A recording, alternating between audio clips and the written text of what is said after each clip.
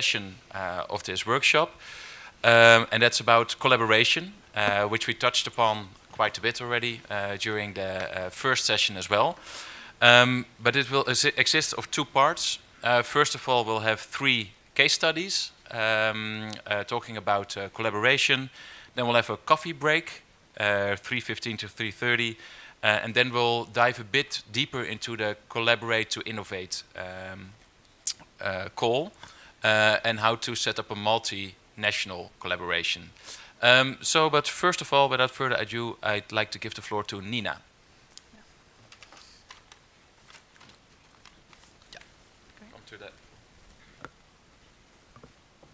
Yeah, and whilst Nina comes up and sets herself up, just taking a picture. This is one of the topics that you all, I think, put down in your questionnaires that you were interested in talking about partnerships, and hopefully we'll get some really granular examples that you can take some learning from. So over to you, Nina. Thank you. As I spoke already before a little bit about the Mestni Kino Ptuj, city cinema. Now today I will present you what we were doing during the lockdown and what are our plans for near future. And I think that this case is a good case of inviting the audience, inviting the local people to collaborate in a project by a cinema. So the title is a public living room.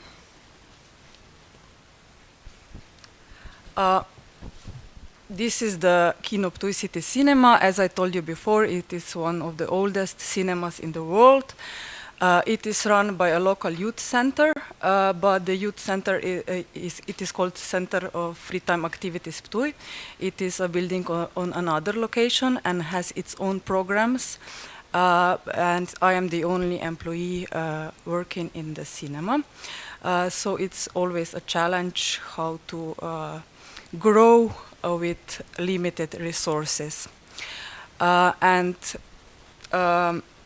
We managed to grow until the pandemic. Now, as most of us, we are facing new challenges, but we took this time during the lockdown to think about future and to start some new things that will hopefully give us fruit in future.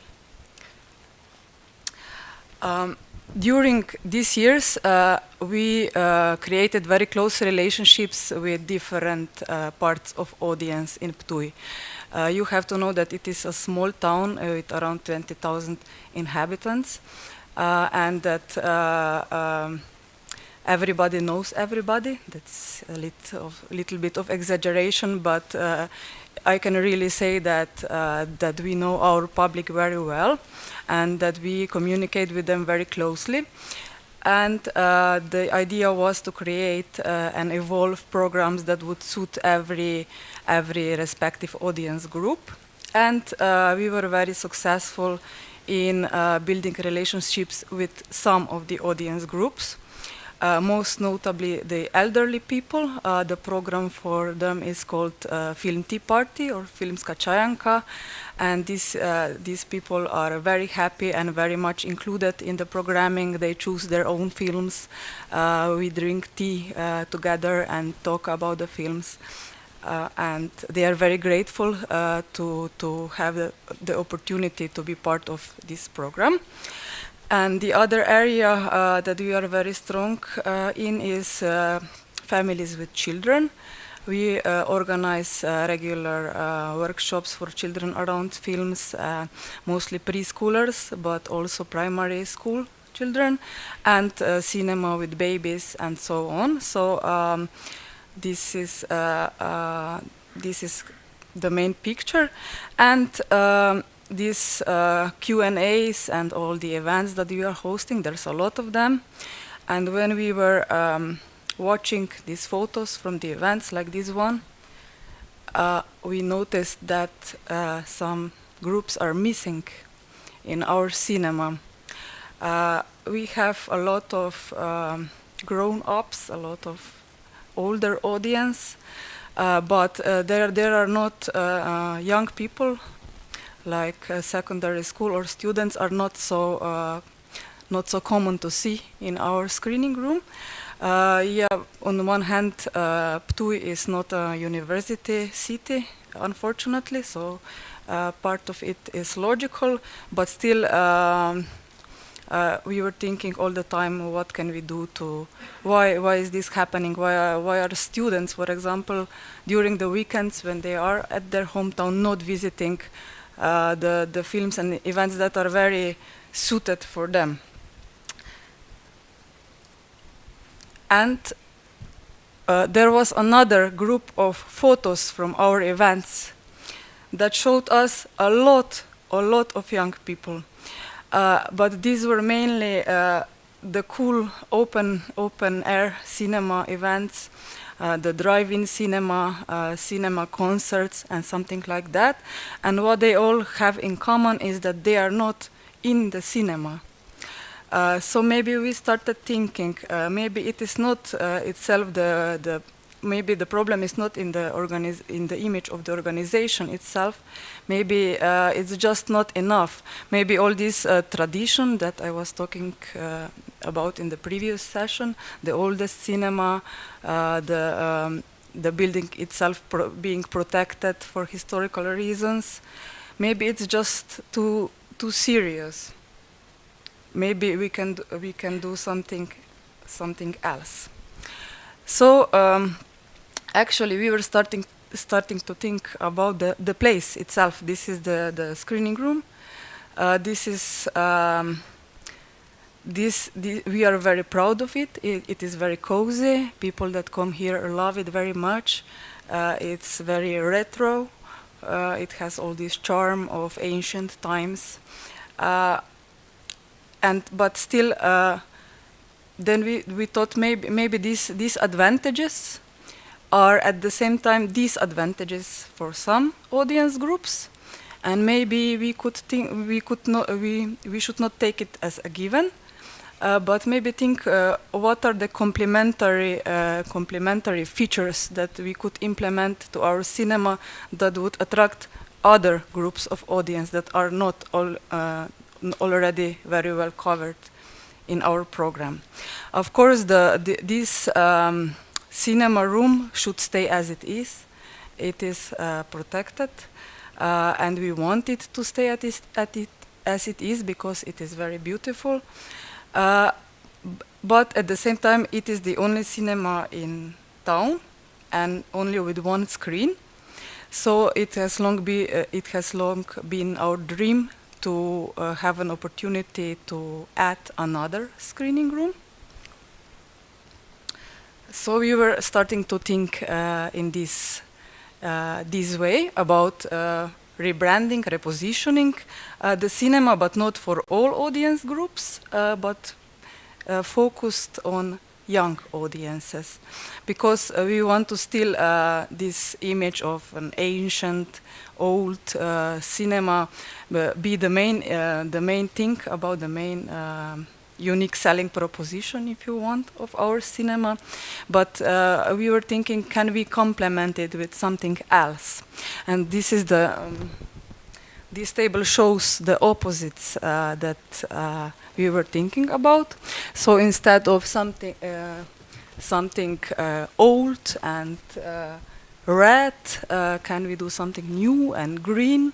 And instead of history, can we think about stories?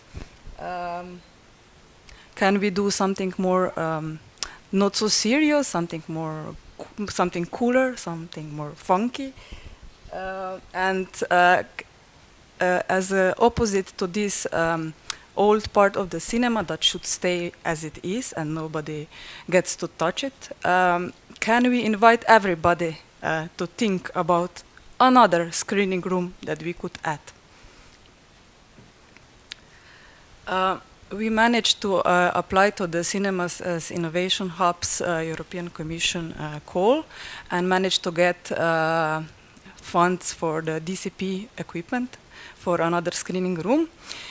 And we had an old, empty, not empty, but full of clutter place in the building. This picture is already good. This is where the most of the works were finished, but it was really in a bad state. And the space is totally inappropriate for a screening room because it has no place for projection booth, and the ceiling is too low, and there are these black iron things that hold the whole building together that we cannot get rid of. And there is daylight, and there is also this, you cannot see on this picture, but there are these huge the parts of the air conditioning from the bigger hall going through this place. Then we thought, okay, that's what we have. Will we do something with it or not? That was the choice. And we started to think, okay, the main problem is that the ceiling is too low. The screen will be placed too low. And then said, yeah, but who says that we cannot have lower seating? Maybe if we have lower seating, then it will be good enough. And so we thought of the idea to invite the public to donate their old armchairs. We published this on social media, this call, do you have any old armchairs? You can donate it for the new screening room. And we thought maybe we would get 1 or 2 and we can place them in the new screening room, but you won't believe me. We got more than 100 offers for old armchairs. And it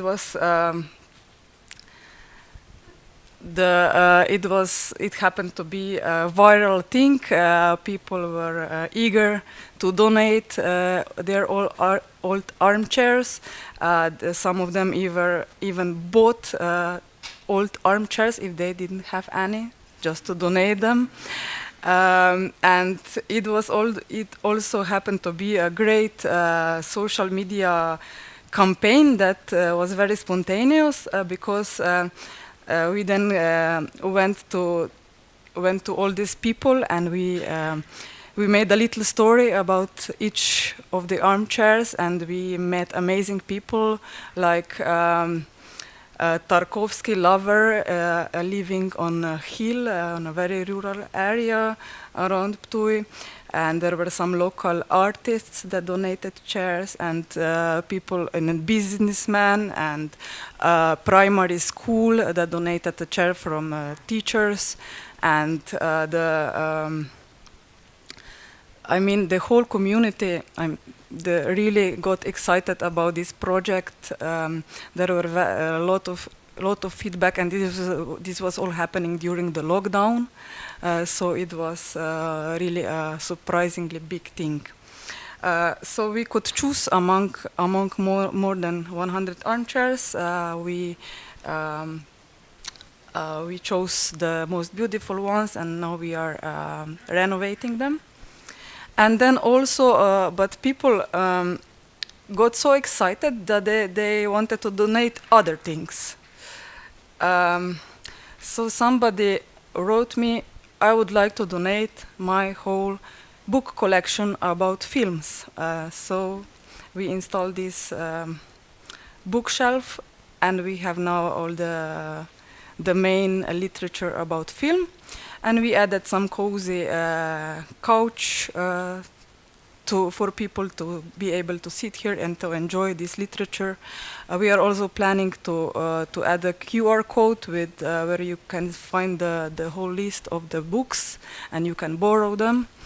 And then somebody else donated a very good DVD collection with all the masters of film history included. So we are also planning to do something like that, people to be able to borrow it. And then some lady said, "Oh, I have this beautiful plant that is too big for my living room. Will you have it?" And so everybody, actually, we got a lot of feedback from people wanting to donate, and we were very happy about that because really we felt the community cared about this project.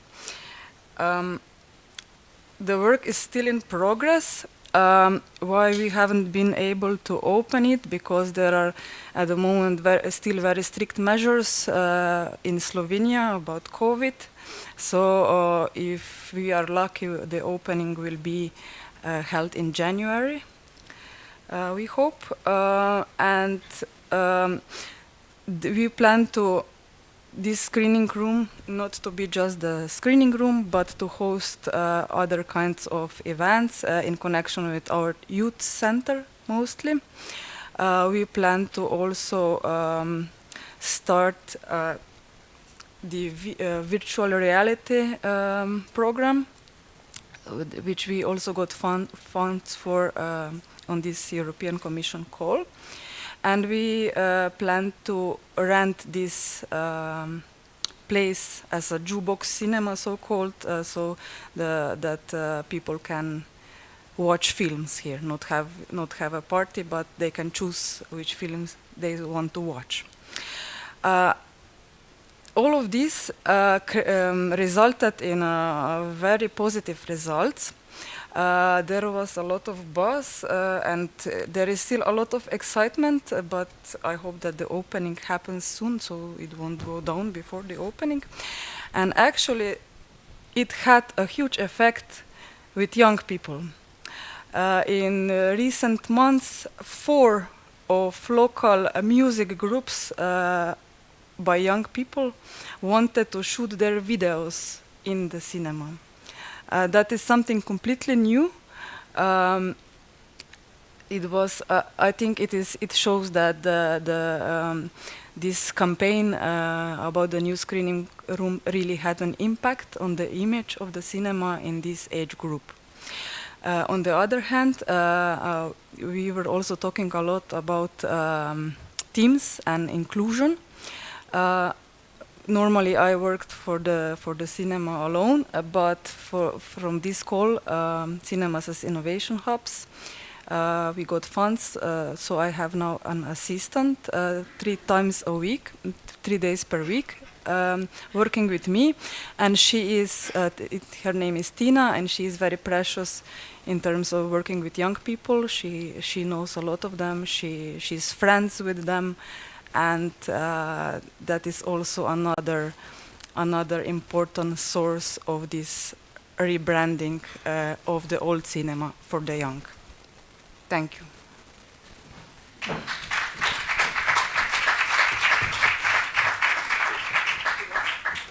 Wow, that was so inspiring, Nina. And in a way, you've jumped to the next session, because it is with European funding, which is really exciting that you managed to get that. And I'm so glad you've got someone to assist you with this amazing project. But, you know, we go back to some of the ideas you had earlier on today around co-curation, where this is such a nice and, in a way, simple way to solve a problem. You needed seats, and it's brought your whole community together. And now they feel invested, which is the difference from having a nice, shiny cinema and saying, come into my space. So, yeah, fantastic. Really, really inspiring. And next up, we're going to the UK. Rose Butler from Showroom Sheffield is going to present some of the work that she's doing around film studies and collaborations. So, yeah. Rose, do you want to come up?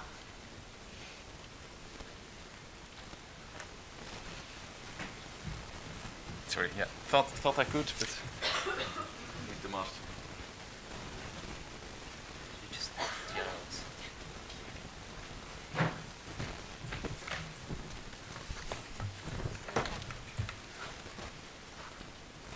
Hi everybody, thank you.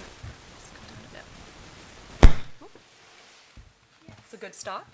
Okay, thank you everybody. So my name is Rose. As I mentioned to you guys last night, this is my first lab. We lost the microphone in total.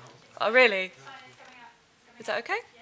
Okay, I'll carry on. I am the Programme and Audience Coordinator at the Showroom Cinema in Sheffield. I'm very new to the role. I've only been there a couple of months. But I moved over from an education background, which is, I think, where hopefully this will come into play. I worked at the university. We've got 2 universities in Sheffield. I've worked at one of them for 9 years as a lecturer in film.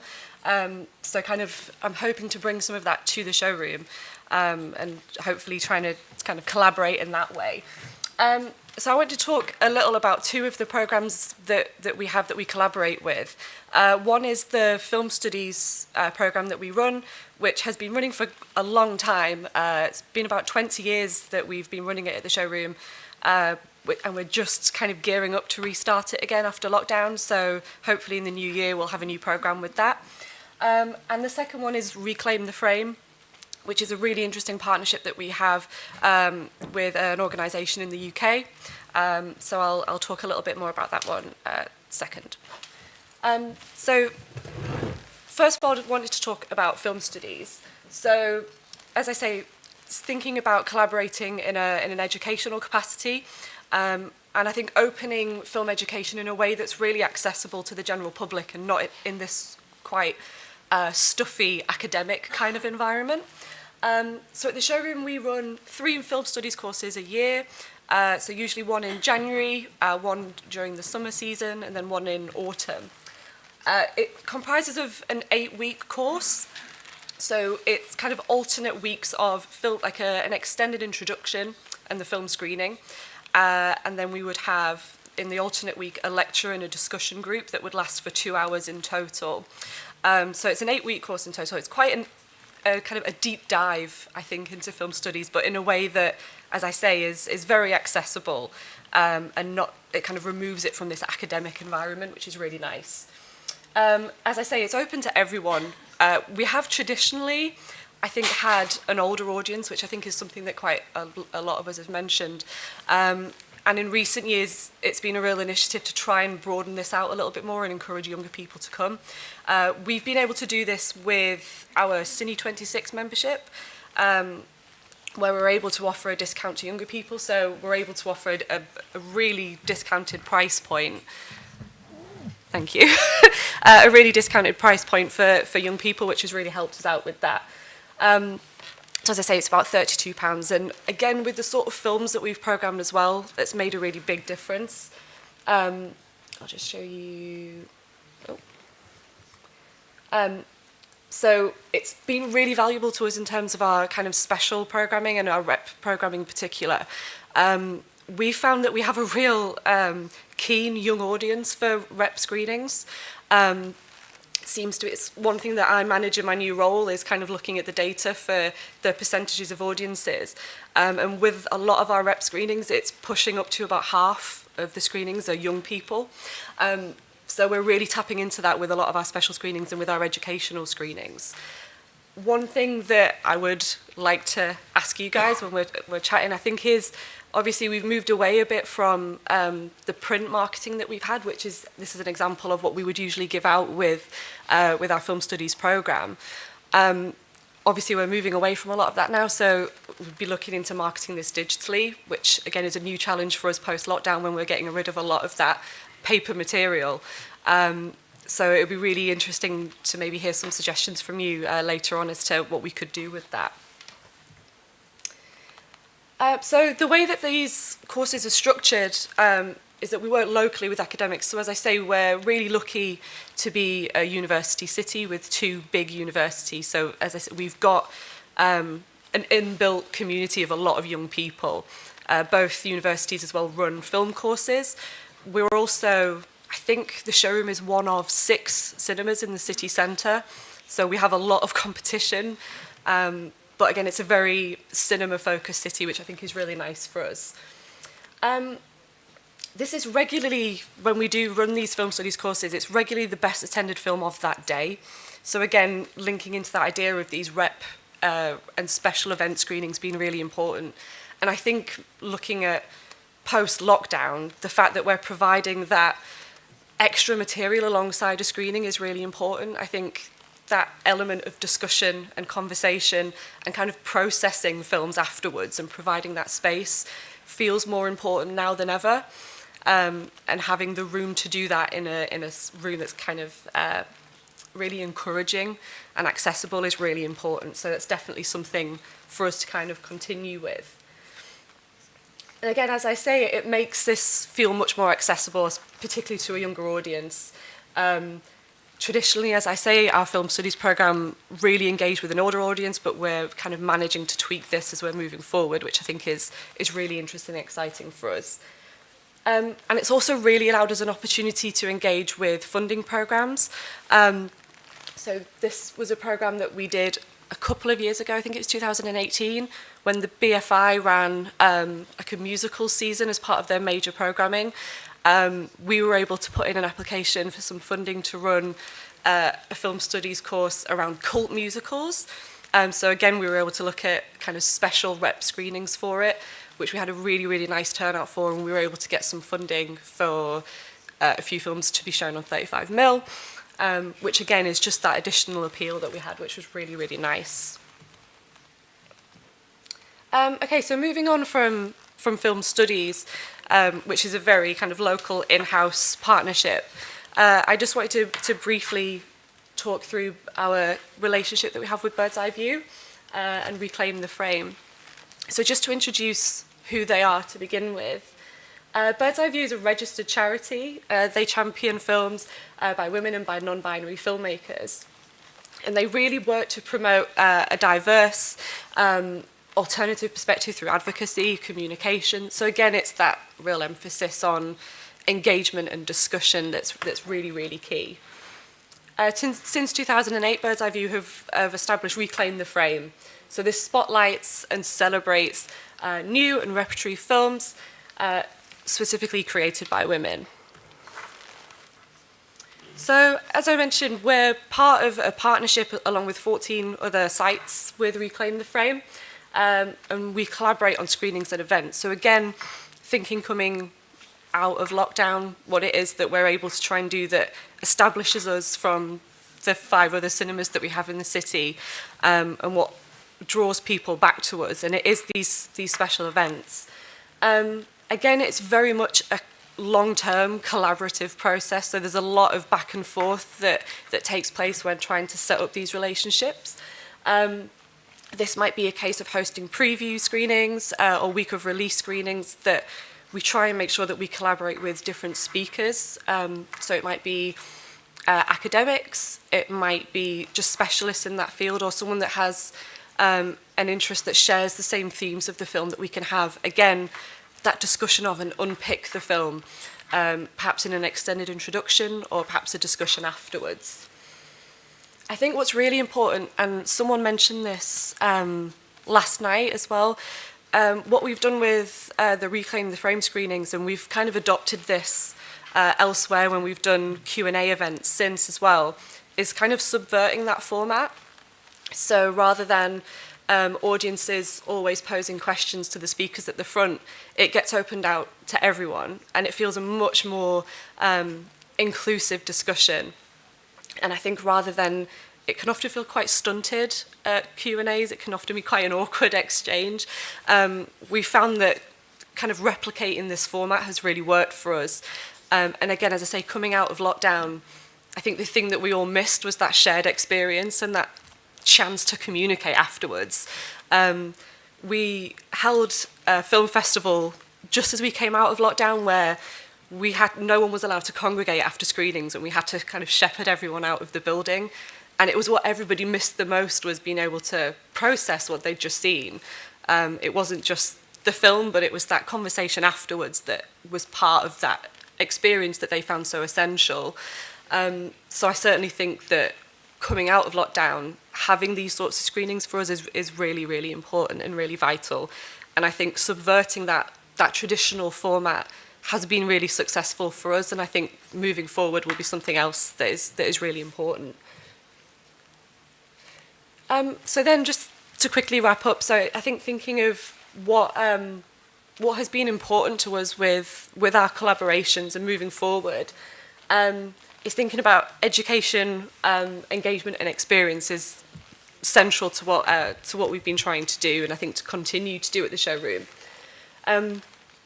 We work as a cultural hub for our community. I think, again, that seems to be so central to what a lot of people have said, is that they are at the heart of what their community stands for. So I think we feel like we really have that responsibility in offering these events and making them accessible to the Sheffield community. And I think one of the things that's really important to me personally is this chance to kind of discover film and think about it in a different way. When I put forward an idea of what to present, another element or another thing that we do is philosophy on film as well, which is a monthly, just one-off screening that we run with the other university in Sheffield, which looks at a particular film through a philosophical lens and repositions it in a way that we might not have thought of before.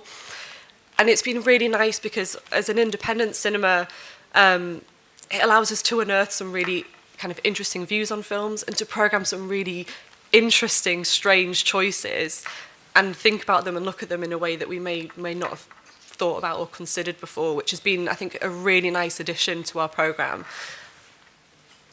And I think as well, this idea of collaborations, one thing that I've certainly learned in the short time that I've been in the job is just how important it is to keep that communication going, particularly, I think, as well as we've all found in lockdown, is just maintaining those relationships. I've learned that obviously keeping that communication going beyond that event, and it's a long-term thing, I think is really important, and is something that the showroom has done well in the past, and I think is kind of a continuing learning curve, which is really nice. And again, just lastly, so I think continually working to grow the partnerships that we do have as well. So another really exciting partnership that we've started working with a little bit more is We Are Parable, who are a really, really exciting exhibition company in the UK. And also with, obviously, Reclaim the Frame as well. So there's a lot. I think we've worked hard to have this quite established network, but are constantly kind of looking for new ways that we can build as well, especially given this last year. I'll leave it there. Thank you.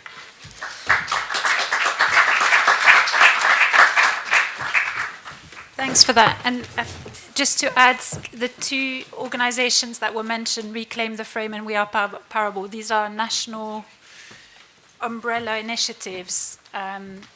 So yeah, it's interesting that you're getting really good results from that. And I would echo what you said about philosophy. We've also got a philosophy strand at Watershed for a while, which is a formal partnership with the university, and it's allowed us to show those really hardcore titles like Utoya, things that you think you would get 5 people, and instead you get 150 students that are really interested in talking about these really difficult topics from a philosophical perspective. So thank you. Okay, and last but not least is Mirona Radu, who's going to present Time to Meet.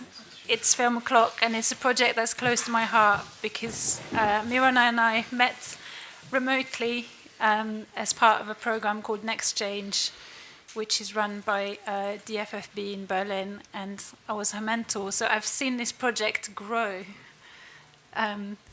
through the pandemic. Yes, hello again.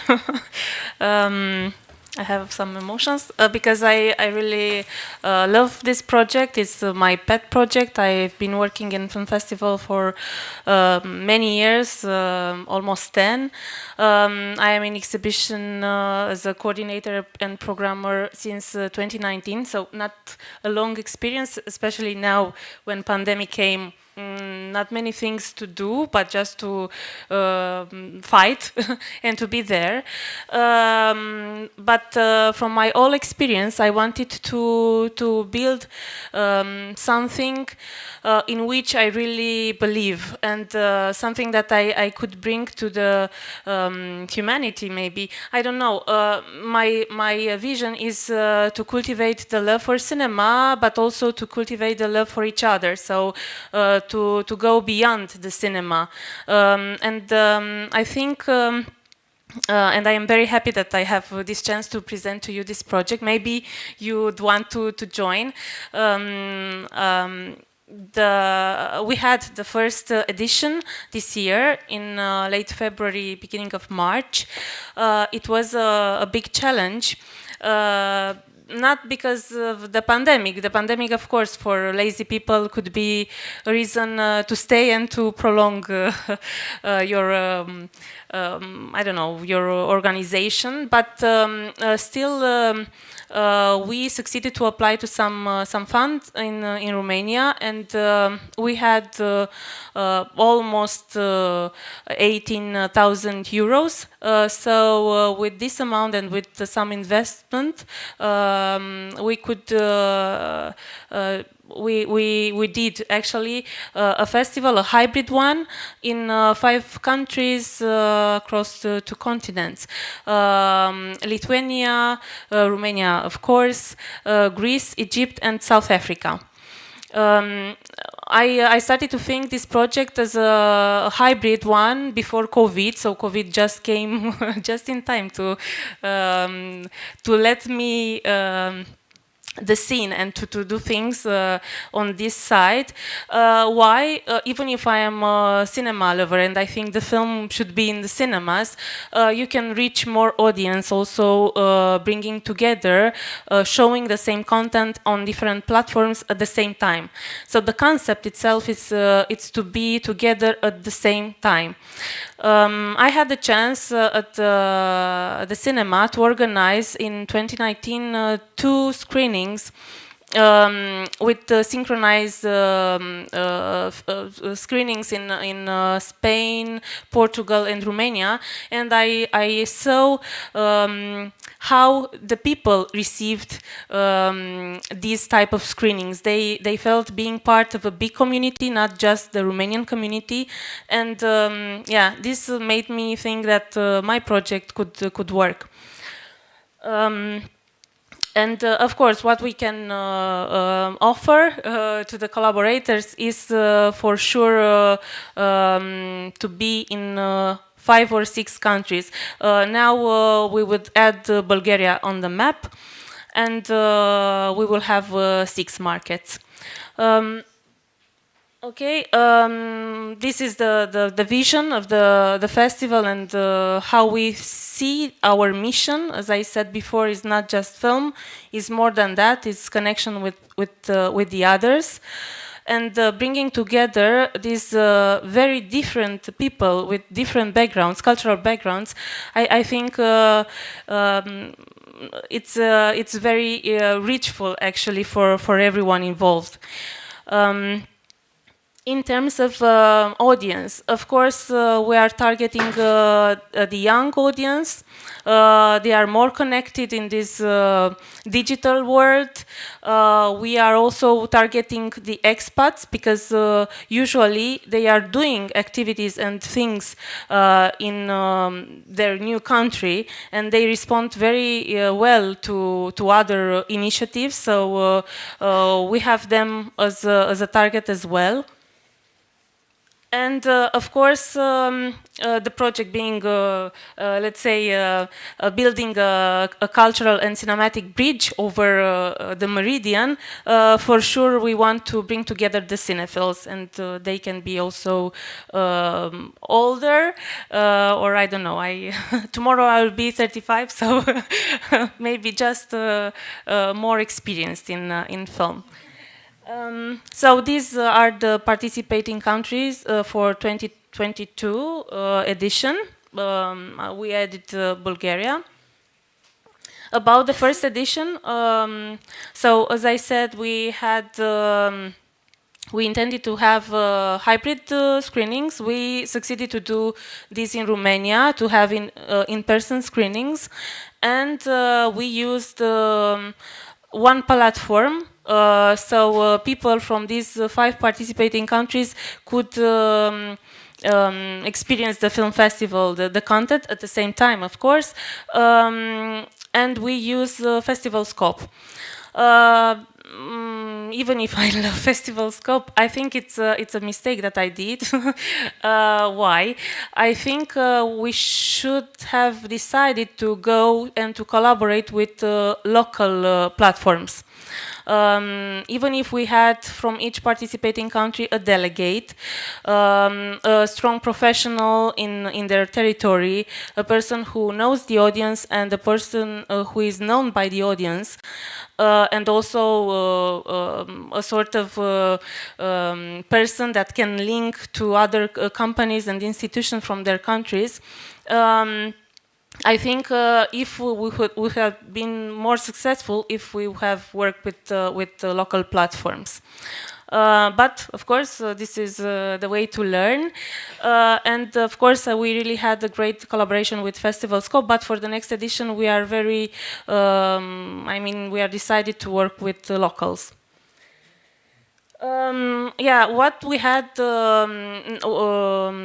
So not just film screenings, as I said, we also had 2 conferences for professionals, and after their feedback, we really think that we will continue with these 2 topics. One was about heritage and film history and what we can do to preserve and to make more visible actually these cinema gems that we all have, but we are not aware of them.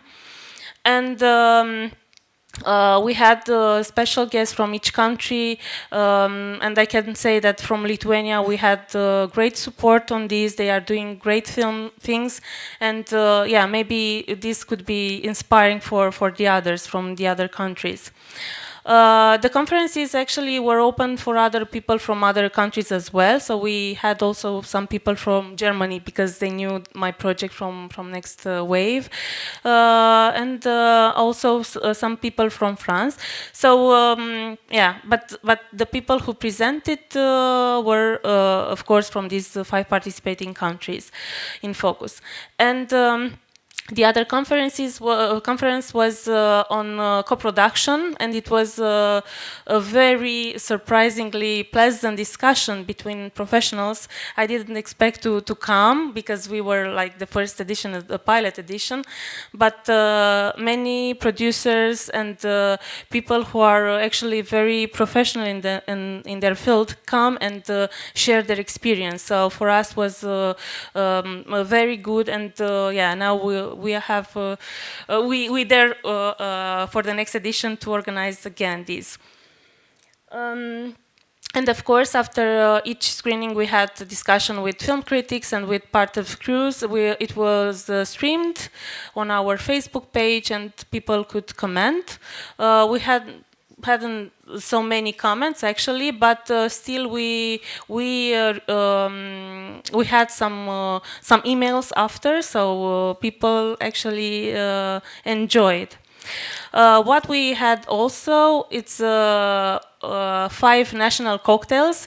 I really wanted, even if it was a mix of online and in-person event, I wanted to have a sort of party, but in the same time to make the audience comment and meet us, the delegates and the curators, the film critics, and also the creative teams in a non-formal way, and they could join on Zoom.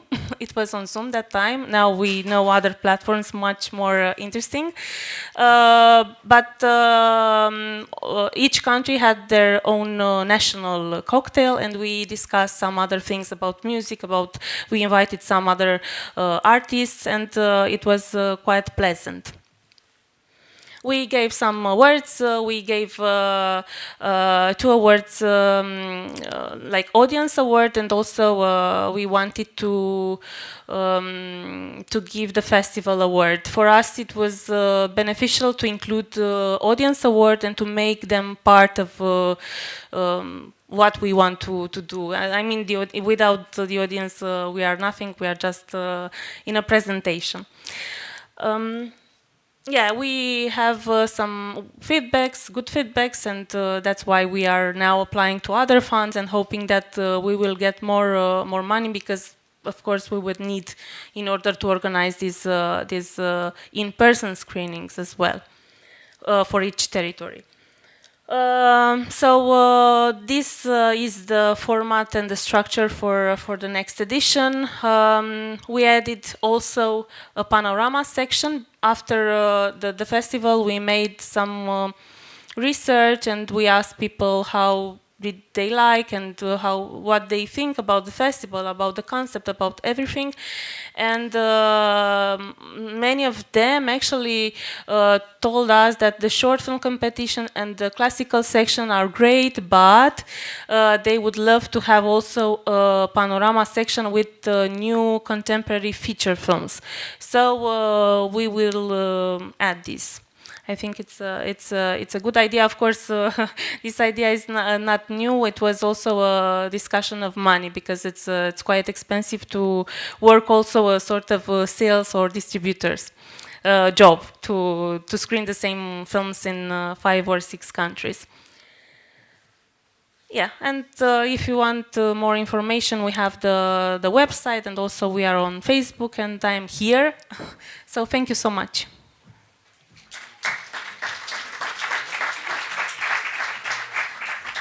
Thanks, Mirona, and I'm so proud that you've actually gone and done it, because this was a fictional project, which pre-pandemic, I have to say, when I first heard about your project, I was like, why do you want to work with 5 countries? It's too complicated.